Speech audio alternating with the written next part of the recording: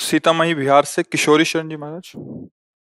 हाँ, दंडोत महाराज, दंडोत। राधा राधा। श्री महाराज जी, कुछ संतों का कहना है कि नाम जब व्याकुलता के साथ होना चाहिए, तो वो व्याकुलता कैसे प्राप्त हो? ये नाम जप ही व्याकुलता पैदा कर देता है।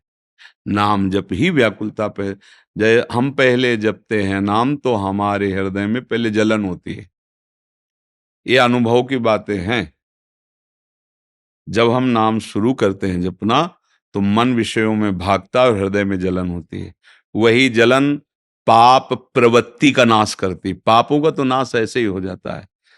हंसी खेल में नाम उच्चारण करे तो पाप नष्ट हो। जब हम नाम जप करते हैं, हृदय में विषयाकर्षण है और हम अधर्म युक्त विषय नहीं भोगते हैं, हृदय जलता है, तो उस ताप में हमारी पाप प्रवृत्ति नाश होती है। जैसे जैसे ताप बढ़ता है तो अनर्थों का नाश हो जाता है, अनर्थ करने वाली प्रवृत्तियों का नाश हो जाता है। अब धीरे धीरे नाम में एक रुचि प्रकट होती है। जब रुचि के साथ नाम जपना शुरू किया तो वो रूप प्रकट करता है आराध्य देव का। अब व्याकुलता पैदा हो जाती है। अब व्याकुलता में जैसे नाम जप का मतलब है आर्त भाव से पुकारना, राधा राधा राधा। जब भरत जी बोलते सिया राम तो पूरा चित्रकूट प्रेममय हो जाता है।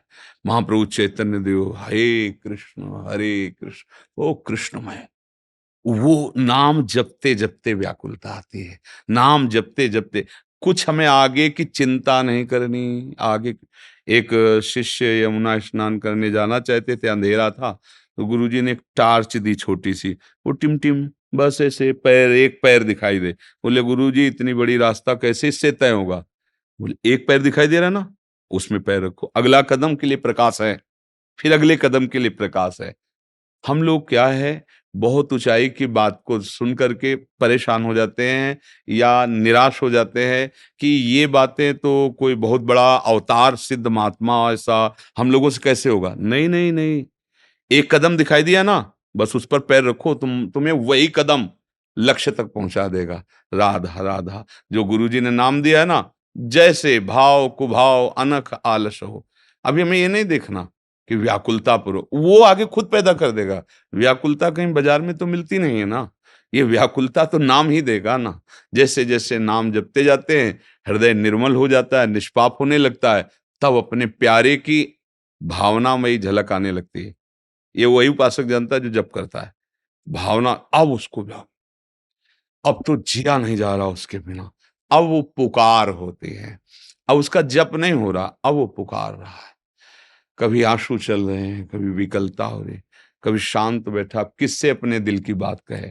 हर समय बस वो व्याकुलता ही व्याकुलता उसके अंतर्दाव लगी रहे। धुआं न प्रगटे कोय, कह जाने दिल आपनो, या जा सिर बीती हो।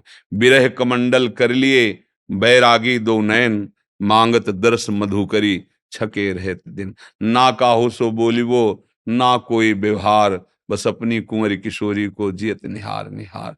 बस उसको और कुछ सुआ। पर ये स्थिति है, स्थिति ये भजन से ही आई है। सदगुरु के चरणों का आश्रय लेकर भागवती की उपासना के अनुसार धर्माचरण करते हुए जब हम नाम जप करते हैं तो नाम हमें भूमिकाओं में पहुंचाता चला जाता है। अब व्याकुलता और रोते हुए नाम पुकारने का मतलब बस भगवत साक्षात्कार होने वाला है। बिनु रोए किन पाइया प्रेम प्यारा मीत, तो रुदु सुश्रम राजन, कृष्ण दर्शन लालसा। तो तासा महावीर भूत छोरी समय मान मुखाम्बुजा, पीताम्बर धरा सृगवी साक्षान मनमत मनमता।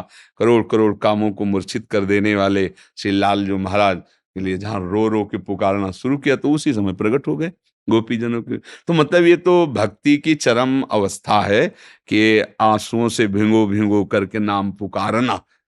पर इसके लिए हमें घबराना नहीं कि तो ऊंची स्थिति कैसे आएगी, यहीं से आएगी जहां से हम चल रहे, बस चलते रहें। भजन अपने आप रंग ला देगा।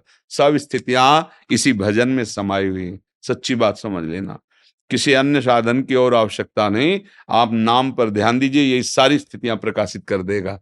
गोस्वामी तुलसीदास जी कहते हैं कि भगवान शंकर को साक्षी करके कहता हूं, मेरी जीभ गल जाए जो मैं एक भी अक्षर कुछ मिथ्या बोलूं। ये रा और माँ, ये दो मेरे माई बाप है, इन्हीं से जो कुछ प्राप्त है मुझे इसी से प्राप्त है। दो अक्षर, जो कुछ प्राप्त है मुझे इसी से प्राप्त है। बिल्कुल पक्की बात समझो। जिसकी बात ये समझ में आ गई कि नाम से सब कुछ, तो लोक परलोक जो चाहोगे सब स्थितियां आ जाएंगी, चाहे भागवती की स्थिति, चाहे लौकिक की स्थिति, सब नाम, बस इतना नाम जप करो कि पहले तुम्हारे पाप नष्ट हो जाएं। पूर्व पाप जो किए हैं, वो जो तुम्हें दुख देने वाले, पहले नाम उनको मिटाता है। इसीलिए जल्दी समझ में नहीं आता, बोले हम तो 4 महीने से जप कर रहे हैं लेकिन कोई हमें लाभ नहीं मिला। लाभ, ये तो अमोघ सच्चिदानंद में प्रभु का नाम है, बिना लाभ किए रह ही नहीं सकता। पर लाभ किया है, तुम अज्ञानी जीव, तुम्हें पीछे कर, तुम चाहते हो वर्तमान में भोग मिले, यही लाभ है। नहीं नहीं, वो अपना तुम्हारे चाहने से नहीं, दवा अपना काम अपने हिसाब से करती है। तो नाम जो है ये भवरोग की अचूक औषधि है। पहले तुम्हारे पापों का, अनर्थों का नाश करेगी, धीरे धीरे रुचि पैदा होगी, नाम गाने सदा रुचि, और फिर आ जाएगी व्याकुलता। और जब व्याकुलता आई, लालसा आई, तो भगवत प्राप्ति हो गई। उसे लालसा आना दुर्लभ है, भगवत प्राप्ति दुर्लभ नहीं।